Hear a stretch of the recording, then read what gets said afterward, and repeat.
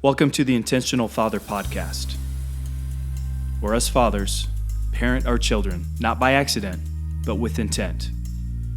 I'm your host, Aaron Stroman. Season 3, Episode 5, Counseling. That's right, we're going to be talking about counseling.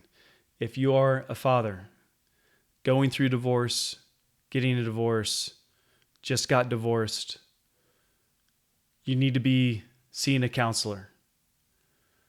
I'm going to say a couple controversial things, and I'm okay with that. What kind of counselor should you see? You need to see a licensed counselor, someone who has got their master's in counseling or an equivalent. Sometimes there's some psychology degrees, and has received a license from the state in which they operate. Now, why do I say that? Some of you think, well, who else would I see? For my Christian community, there are pastoral counselors, which is basically a pastor, an employee of the church, who may not have a counseling degree, who is not licensed by the state. They're called counselors, but it's not the same. It is not the same. Again, I was a pastor. I took some psychology courses in my undergrad. I took some actual counseling courses in my master's, but I did not major in counseling. I had a couple tools in my belt. I was not licensed by the state. And to get that state license, you have to have, the requirements they have to have are a lot. You have to put in the time, you have to have a mentor, basically. You have to sit under a licensed counselor for X amount of hours. You have to do counseling for X amount of hours. You have to have a certain education. Those are the qualifications you want. Now, with that, I will say, in an ideal world, have a licensed counselor who is also a Christian, because they're going to have a biblical worldview that oversees all of their counseling practice. And that's the best combination in the world you can get. Even if you're not a Christian, I would still suggest getting a Christian licensed counselor to see. Okay, so that's the kind of counselor we should get. Why should we get a counselor? One, because going through divorce takes an emotional toll on yourself. It is difficult emotionally. I mean, there's the financial aspect, there's a social aspect, there's a spiritual aspect, which is why you want the Christian counselor. But to get some healing spiritually and emotionally, you can't find that healing on your own. Get a counselor. Also, you're going to get wise counsel that is not just good for practical internal use. Oh, I feel better about myself. But they're going to give you counsel on how to navigate through divorce. In fact, I had already had a counselor, but when I upped it to once a week when I was going through my divorce, just this one piece of advice was probably worth all the copays and everything, all the visits. But, going through divorce, and I remember asking, like, man, we haven't told our kids yet. Who should be the one to tell the kids about divorce? Now, just a little context for you. I did not want the divorce. My ex-wife did. And so that's the context we were operating in. So I'm like, should I have her tell them? Should I tell them? The kids are going to have questions. Should I blame her? Should I, what? How do you do this? Kind of feel like she needs to be the one to say it because it's her decision. But at the same time, she's probably going to slander my name if she talks about it, and I don't want that. And he gave me such good counsel. He said, Aaron, it needs to come from both of you together. I don't know if she'll do that. He goes, you probably need to really push for that. And not only does it need to come from you two together, but you both need to own it. You need to tell them this is a mom and dad decision. It's your decision and your decision alone. And the kids had nothing to do with it.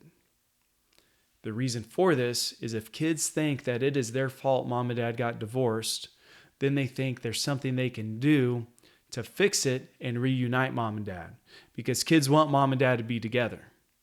They do.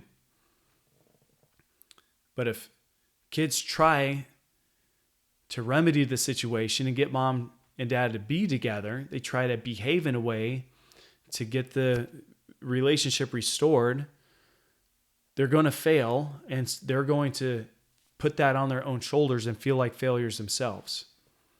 And you don't want kids to do that, because that opens up a lifetime of trauma that they have to deal with. He's like, Aaron, what's best for the kids is for you and your wife to have the conversation with your children together.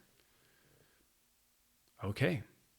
I brought it up to the woman who's divorcing me. She didn't want to have anything to do with it. But I pushed for it. I listened to my counselor. I pushed and I pushed and I pushed. Finally, she conceded. So we told the kids together. She wasn't real cooperative or involved in the conversation, especially with some of the questions that were coming from my son, because he was trying to understand, and he was asking some really good questions that, if we're going to be totally honest about, it would have made my ex-wife look bad. But that wasn't the point. The point was to communicate to the children and to protect their heart. And we did that, and I think it did just that. It communicated to the children we were getting divorced, and it protected their hearts. And that all came from me going to a counselor and getting advice. I got lots of healing. I shed lots of tears. I mean, all sorts of benefits. I was able to talk things out. I was able to listen. There were book recommendations so I could read and kind of dig deep. But the counseling aspect is so beneficial when you're going through divorce. And it's probably, counseling isn't as taboo as it was probably like 20 years ago. It used to be like, the crazy nut jobs were the only ones going to counselors. Now we know mental health is really important, so it's not quite so taboo. And I recommend it, not just if you're going through divorce, but, as I made a list of the attributes I want in a future spouse, one of them is a willingness to go to counseling together and to go to counseling separate. And even if we don't need it, go to counseling just as a little checkup for relationship maintenance. Because I think there's a quality about a person when you're willing to go to a counselor. It's like you're saying, I realize I don't have it all within me to get through this, to fix a situation, to be the perfect person. And I need some outside help, and I'm open, I'm humble enough to have someone on the outside speaking truth to me and helping me gain knowledge, gain wisdom, become a new and better person. And if you have a heart like that, I believe you can make any relationship work. But if you don't have a willingness to go see a counselor, it's probably a matter of pride. And if you listener are resistant to getting counseling, it's a prideful issue, and you need to deal with that. I'll call you out on that right now. In the same breath, I'll also say, if you're dating someone and she's not willing to go to counseling, you don't want to marry that person. Get out of the relationship. Too much pride there. If she doesn't want to let someone else speak into the relationship and call her out where she needs called out, you don't want to be with that person. So counseling is incredibly valuable. It will save you from going down the wrong path. It'll save you from making foolish decisions, and listen and be open-minded and implement what the counselor suggests, and it'll pay off big time. Big time, big time, big time. And your heart will be grateful too. You're going to experience healing from your heart.